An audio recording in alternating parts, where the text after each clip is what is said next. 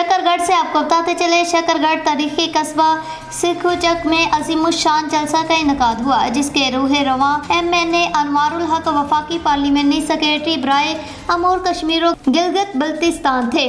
जलसे को मुनक्किद करवाने के लिए हाफिज सदाकत अली ने भरपूर काविश की और उनका साथ चेयरमैन मलक शहजाद ने भी बेहतरीन अंदाज में दिया। शकरगढ़ से हमारे नुमाइंदे अरशद अली कादरी के मुताबिक तारीखी कस्बा सिखुचक में MNA अनवारुल हक ने सिखुचक का दौरा किया। दौरा करने का मकसद सिखुचक का शकरगढ़ रोड का इफ्तिताह था।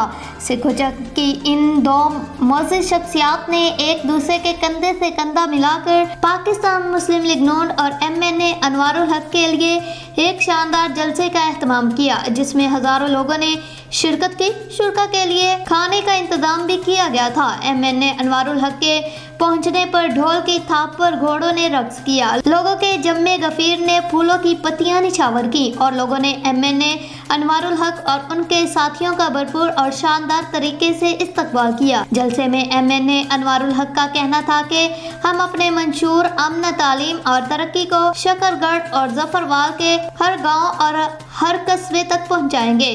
इसके लिए अपनी तमाम तर तवानाइयाँ सरफ करेंगे।